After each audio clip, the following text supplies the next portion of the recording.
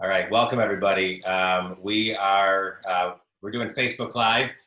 Randy Denha and I were talking the other day about just the mindset of what's going on in today's world.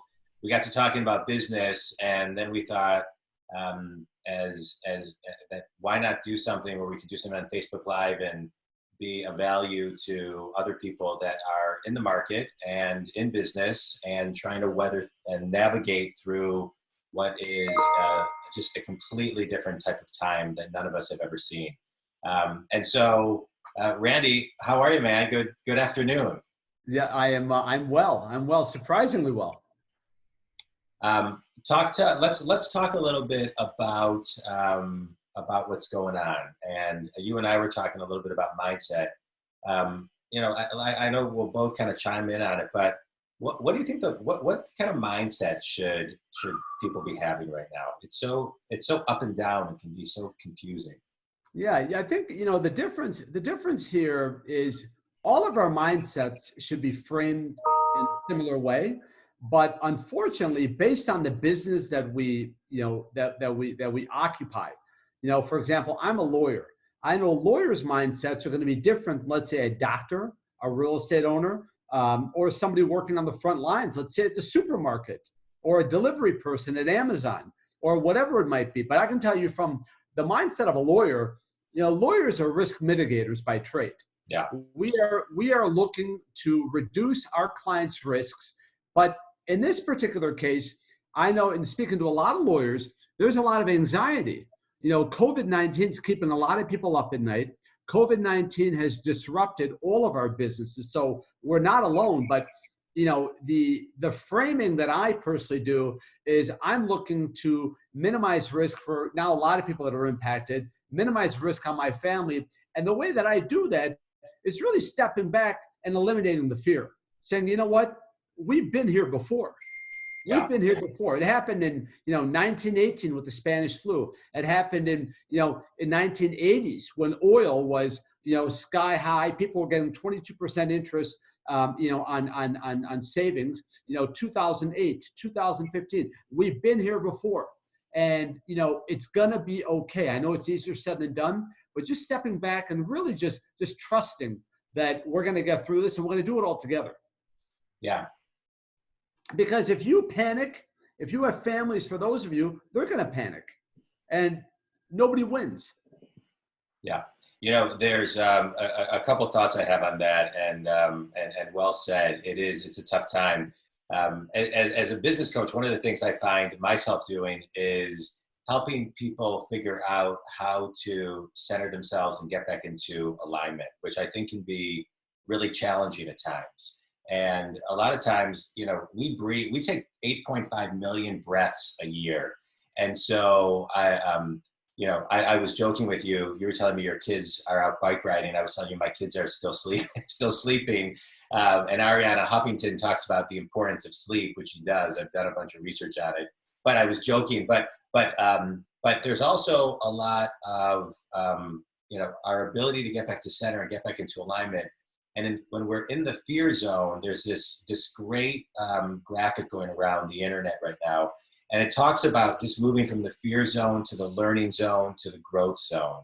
And I just want to kind of point something out in it. It talks about, the fear zone is easy to fall into. And there's a lot of anger and fear and other type of emotions. And then you get into the learning zone where it talks about identifying emotions.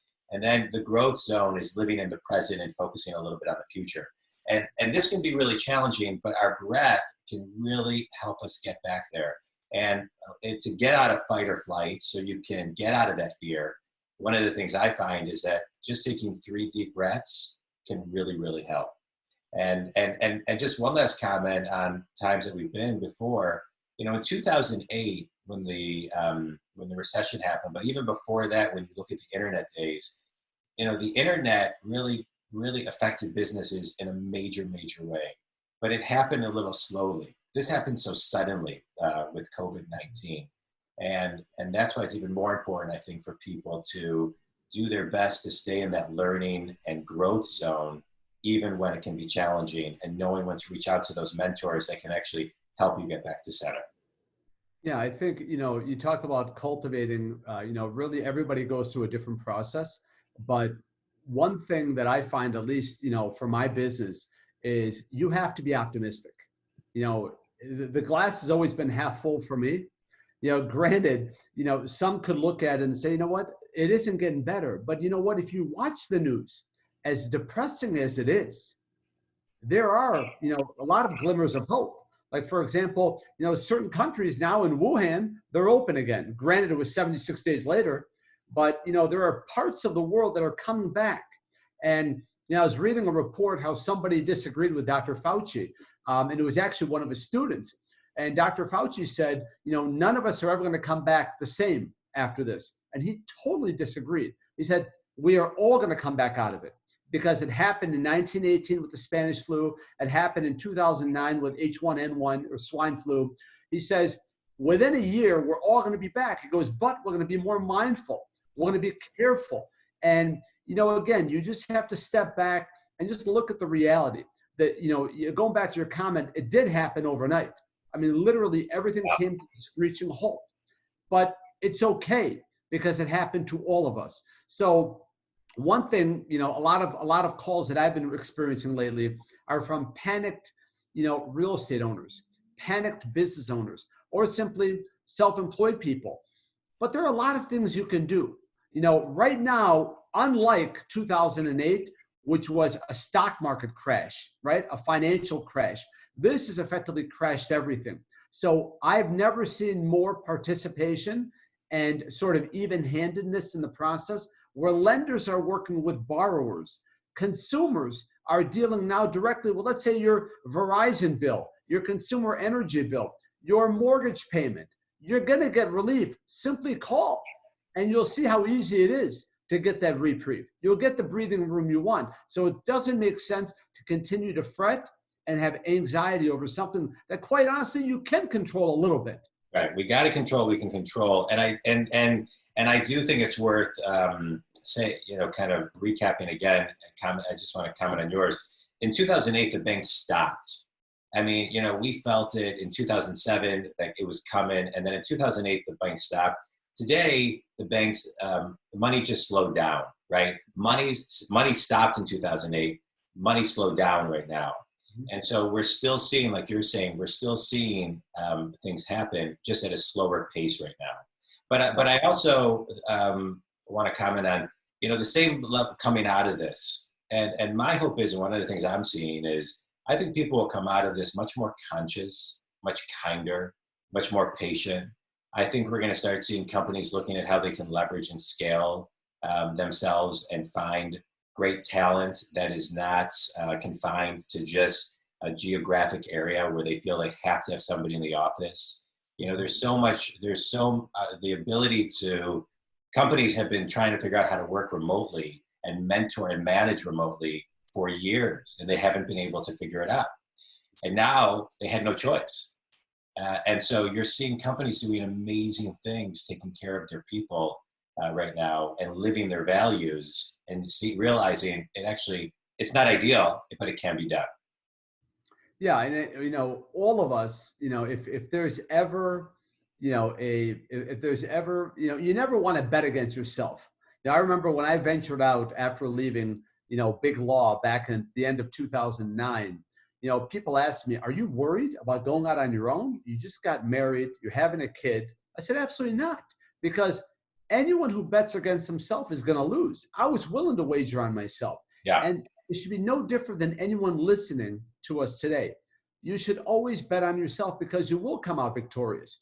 And you talk about the power of telecommuting or working remotely.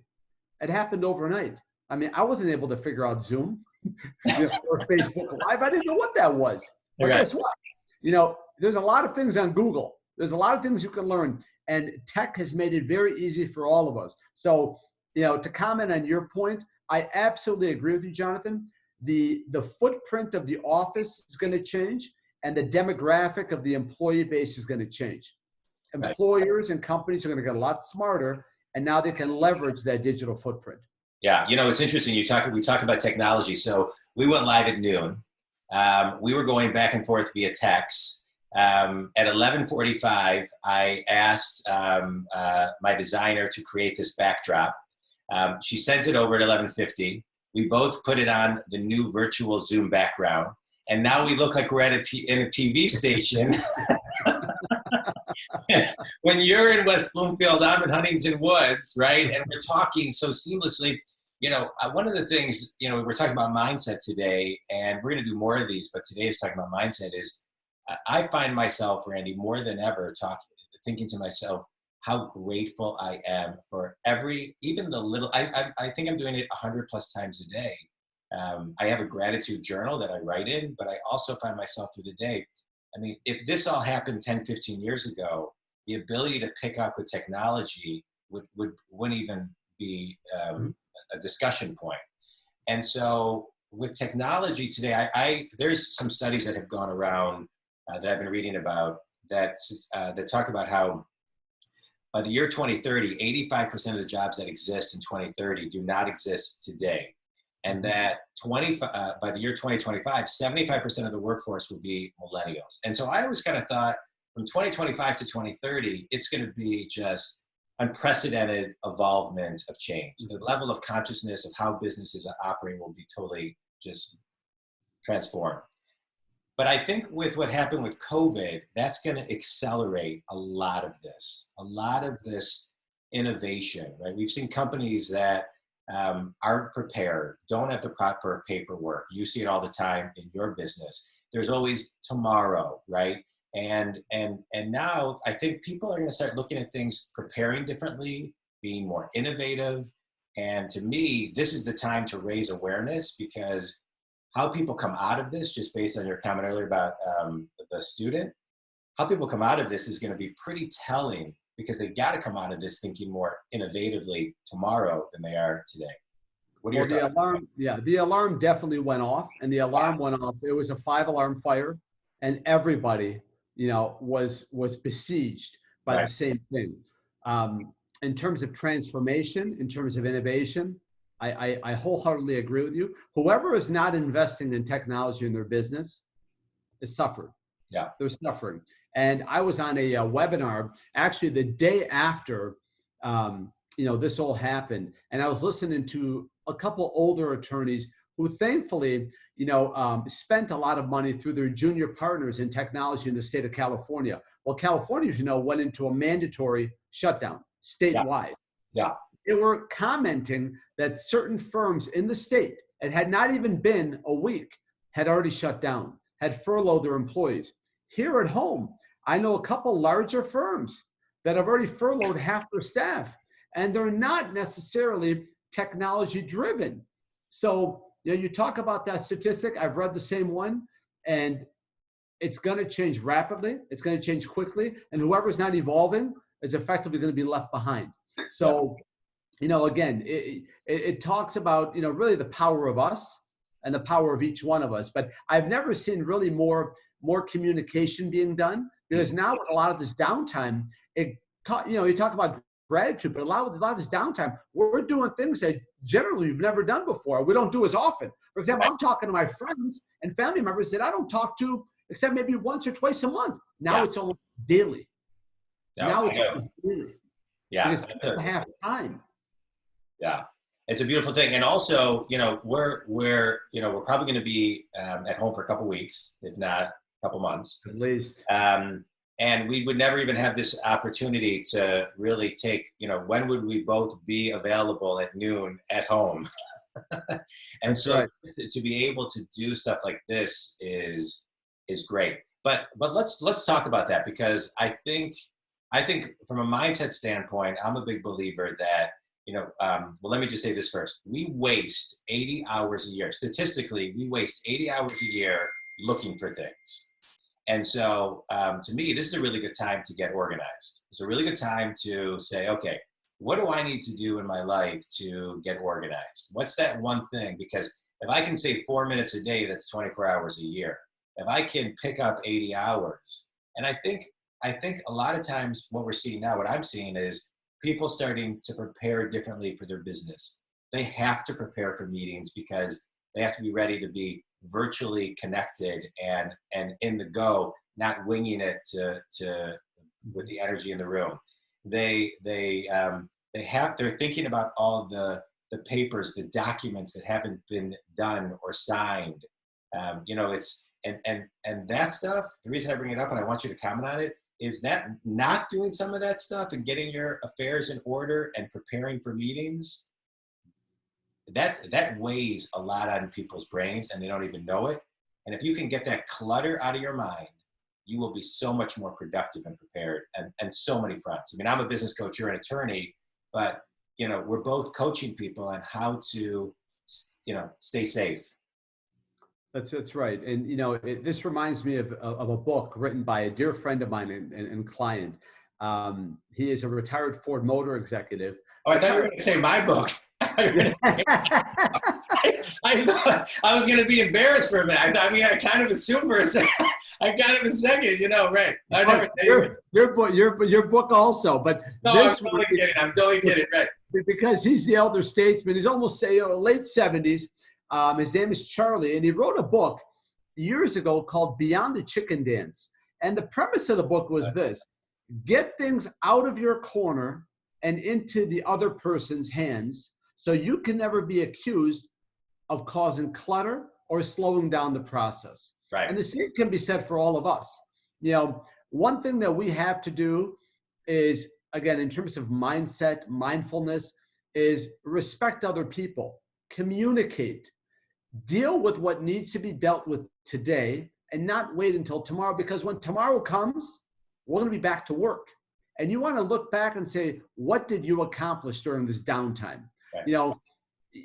Again, we talk about faith, and my faith has a lot to do with, the way I, view this, and the way that I, am programmed to go through it. And, recently at church, our priest made a great comment. He said, what this is from God is a holy interruption. He goes, it's a reflection for you to go back and really express gratitude and cherish what you have. Yeah. We have our health. Thankfully, for those of us that are not in the hospital, we have our kids, we have our parents, our friendships, our lives. So you step back and look, it's not just about work, it's your well-being, your inner mindfulness, and all of that translates to, really good returns on your business if you take care of yourself first. Yeah.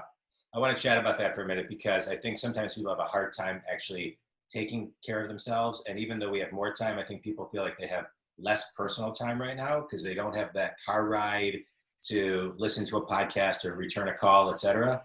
So one of the things I've been recommending is you got to actually be really evolved with your becoming a student of your calendar. You've got to be structured. You've got to time block. And it's okay to time block time with your family throughout the day, even though you never did in the past because you're at the office.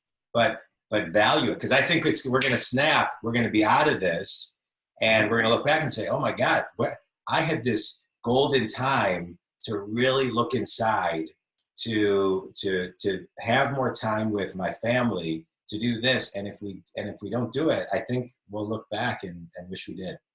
But yeah, this is your golden hour. But I mean, when was the last time you could just step away and go grab something from the kitchen as opposed to calling Uber Eats or going to a restaurant and wasting an hour? Yeah. Or going for an afternoon walk with the kids just to come back and do your work. Right. This flexibility, this downtime, is that I think it's the interruption we all needed. Yeah.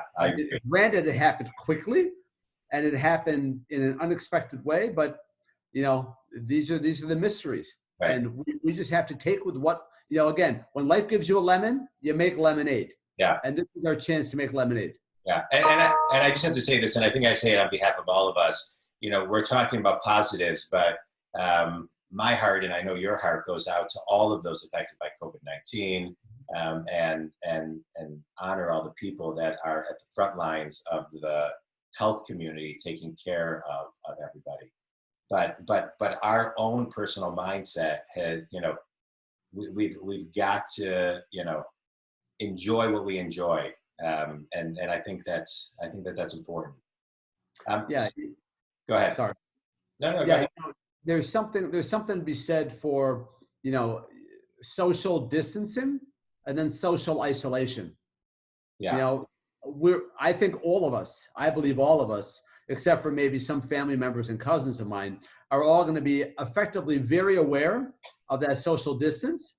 But yet there are others that I'm speaking to daily that are isolationists, and you're not going to win doing that. You're going to hurt yourself more than anyone else. And you have to come out from that. But, you know, really my heart's prayers and thoughts go out to everybody on the front lines. I mean, who would have thought that, you know, the people at the grocery store or your FedEx or UPS or Amazon delivery driver would be at the forefront of this? And you know, again, we have to be very, very aware. We have to be very grateful, because without them, we have nothing. Yeah, no, absolutely. Let's talk about just being connected, because I think using technology is something that people are starting to get a lot more comfortable with these last couple of weeks. I've had more virtual coffee meetings than you know, Zoom. I mean, a ton of meetings, and so I think it's important for people to really kind of, you know, and I don't necessarily ask people, hey, you want to have a virtual coffee meeting? And I'll send out emails or texts and say, hey, let's have a virtual coffee meeting, you know, what's better, Tuesday or Thursday?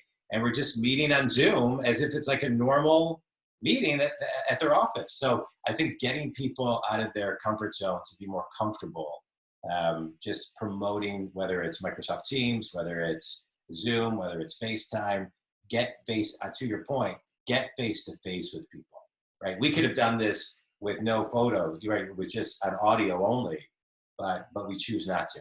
And it's great. It's great to see you, Brandon.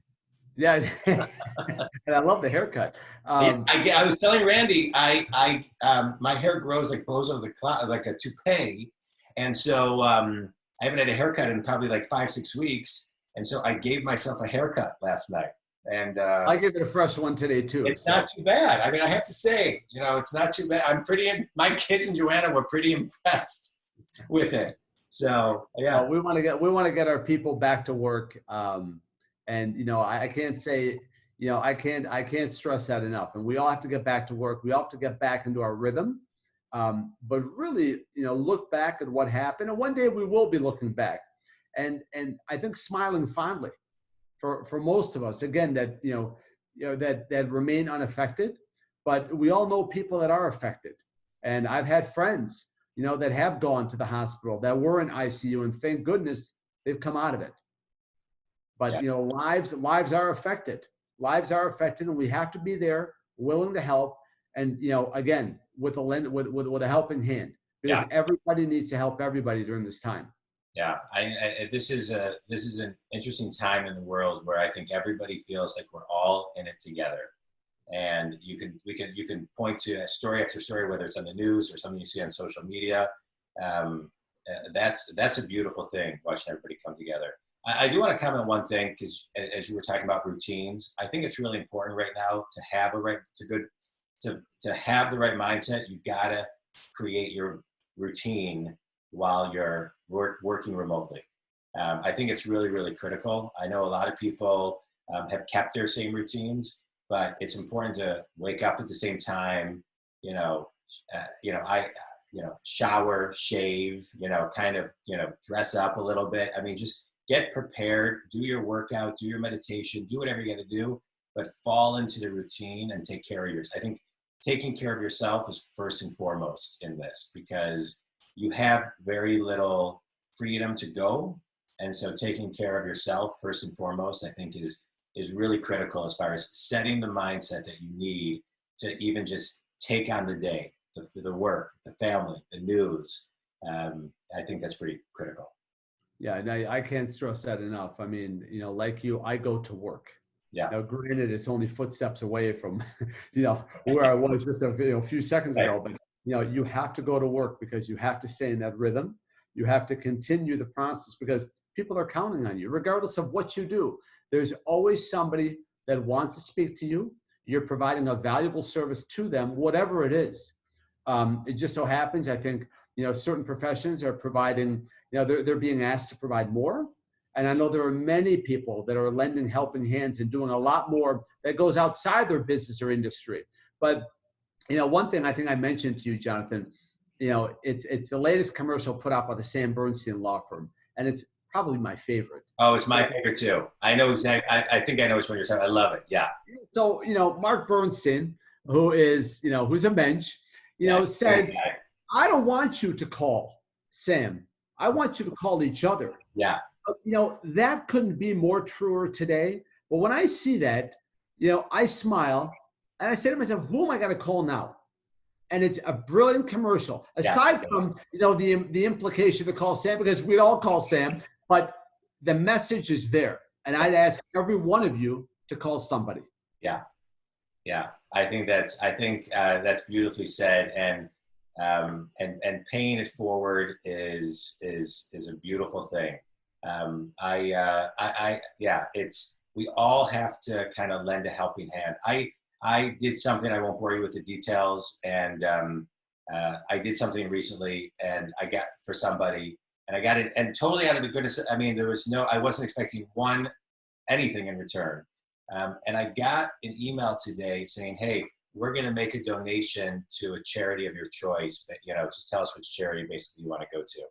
I mean, it was beautiful, and it's just people helping people, and I think that's the key right now. And servant leadership and extending a hand to however you can is critical. And I agree. Going back to Fauci's student, if we all walk out of this more mindful, more conscious, kinder, willing to help someone, slow down a second, pause, reconnect with our families, get back to dinner times again, right? Instead of hustling and bustling, then that's what I'm going to do my best to kind of glean from this, as far as my mindset goes.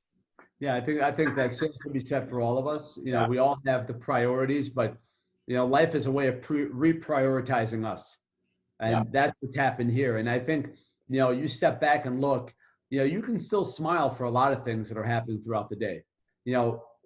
One quick way to not be sad or anxious: don't watch the news. Don't watch the news. The only time you should watch the news is when they say we have a cure, we have a vaccine, we know what to do. In the meantime, granted, everything's pretty much shut down, but you can find, mindfulness, hope. You can find passion and a lot of other things. Yeah. Yeah. The first thing I do every morning when I wake up, Brandy, is I meditate. And it gets me very mindful, and it gets a lot of the clutter out of my brain. And so just to kind of add on to what you were saying, it's one more thing that you can do for yourself is just take some silent time, whether it's 30 seconds, a minute, or however long, and just, ground yourself to be mindful so you can be there for everybody else. Yeah. All right. What else? We promised everybody 12 to 12:30. It's 12:30 on the nose. This was fun. This was fun doing this with you. This is our first one. I think we talked about it on Friday, Saturday, and then boom. Here we are. And here we are. So let's do next Wednesday, noon. Yeah. Yes. Good. And I appreciate, for those of you who have watched, for those of you who are watching in the repurpose, thank you very much. Take care of yourselves, and